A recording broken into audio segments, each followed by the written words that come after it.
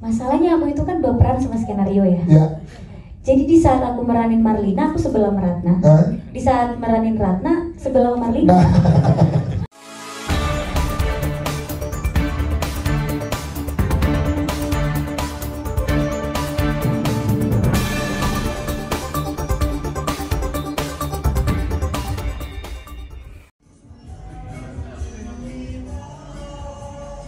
43 tahun yang lalu, novel Puspa Indah Taman Hati dibuat oleh Edi D. Iskandar sangat visionary. Dia melihat ada dua karakter perempuan, Ratna dan Marlina.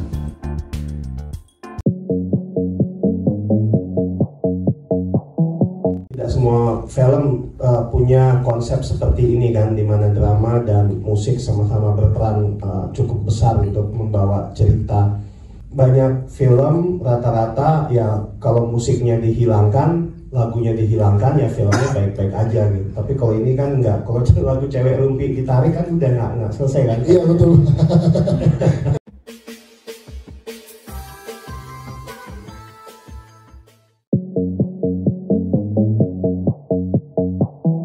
Dari Gita Cinta ke Puspa itu kan Gita Cinta nggak ada joget-jogetnya ya Pak ya?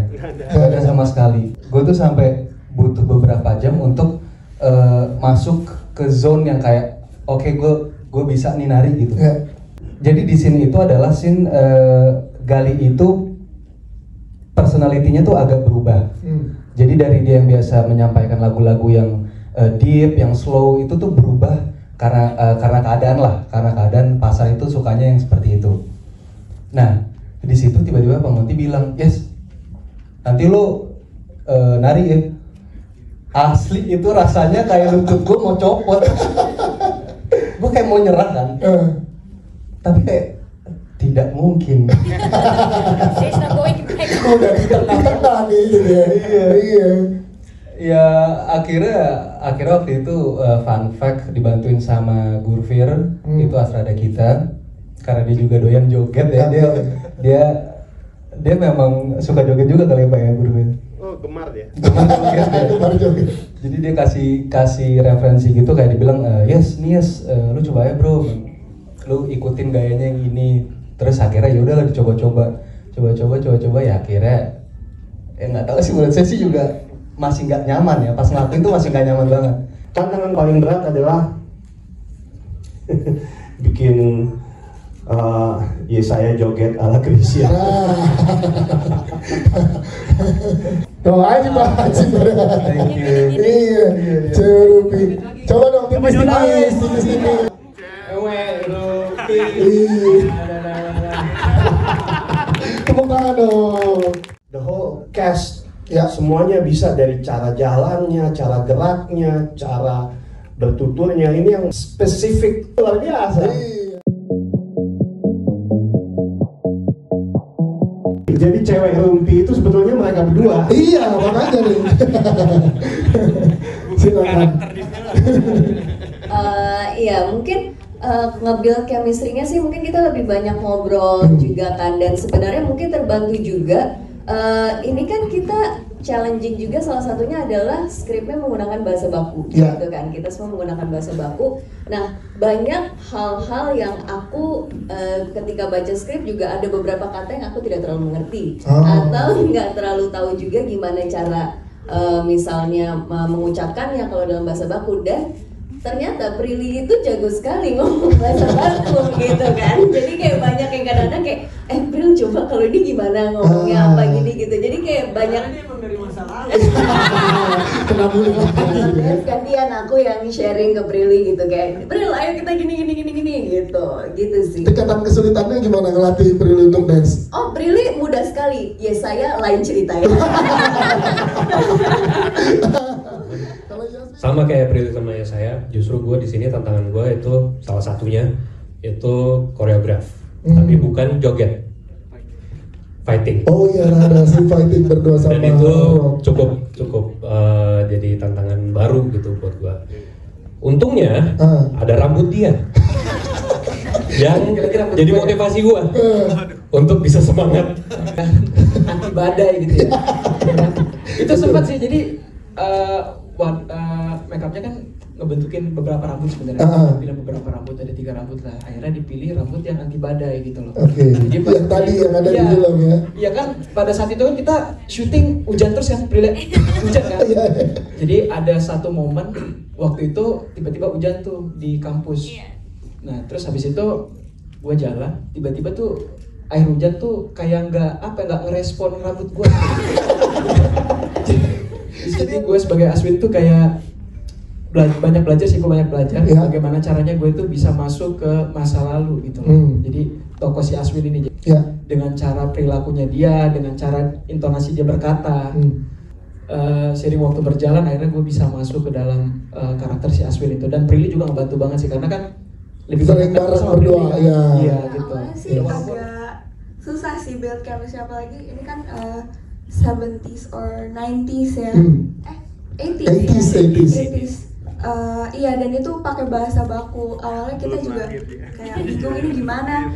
Waktu itu Kak Prilly juga sempat bilang, kamu tahu nggak sih TikTok yang TikTok baru ya, TikTok baru.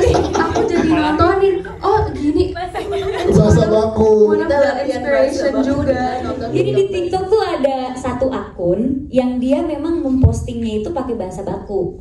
Nah terus kita nontonin aja bertiga, dengerin gitu cara nadanya, cara ininya.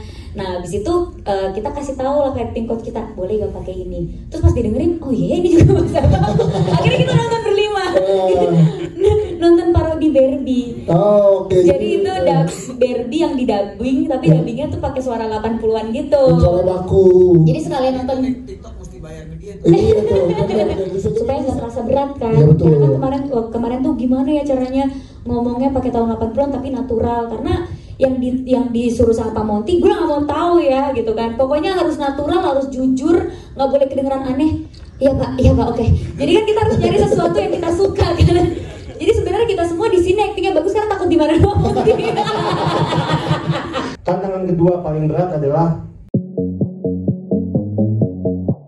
orang tuanya aja was-was.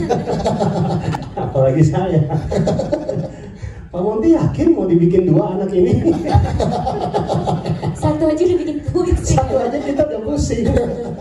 Masalahnya aku itu kan baperan sama skenario ya. Jadi di saat aku meranin Marlina, aku sebelah Ratna. Di saat meranin Ratna, sebelah Marlina. Setiap Ratna dialog, padahal aku sendiri yang dialog. Apaan sih Ratna nih? Gitu kan.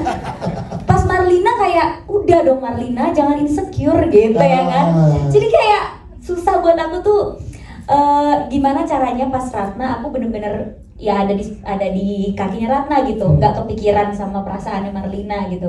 Nah pas di Marlina aku juga nggak kepikiran sama Ratna, karena pas di Marlina aku juga kadang kayak, Pak tapi kasihan loh Pak Ratna, protes ke Pak Monty. Terus kata Pak Monty, bukan gue yang nulis. Ketika saya berproses, saya baru ngerti juga gitu, mungkin memang pilihan yang amat sangat memungkinkan dan visible bahwa, dan mungkin terjadi dalam kehidupan bahwa cewek kedua yang hadir tuh mirip sama mantan kita gitu, dengan segala entah fisik maupun karakter ya. Yang orang sering bilang kan, kayak pacar keduanya mirip sama pacar pertamanya gitu. Maksudnya memori itu ada, dan tiba-tiba saya merasa menjadi Gali emang bukan hal yang mudah gitu, ketika menemui dilema seperti itu. Dan saya tiba-tiba merasa bahwa oh ini pantesan ya Mas Edi maupun Pak Paulus melihat Gita Cinta dan Puspa Indah jadi sebenarnya perjalanan hidup Gali yang tuntas sih. Kebetulan saya pernah di posisi Ratna dan pernah di posisi Marlina ya. Gitu, saya pernah menjadi mantan yang tidak terlupakan ya. Dan gue tahu mantannya siapa. Tapi pernah juga jadi pelampiasan gitu. Jadi ngerti lah perasaan Marlina, apalagi di dialog trailer itu ya. Mungkin memang Gali suka sama aku karena aku mirip saja dengan Ratna.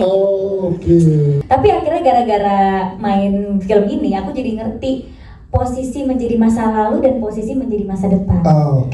Gitu. Jadi kalau terjadi di dunia nyata kita mungkin sebel sama masa lalu, tapi ternyata masa lalu juga punya perspektifnya sendiri gitu. Masa depan mungkin insecure sama masa lalu, atau yang sekarang lagi ngetren. Kebetulan banget loh film ini mau tayang ada tren di TikTok.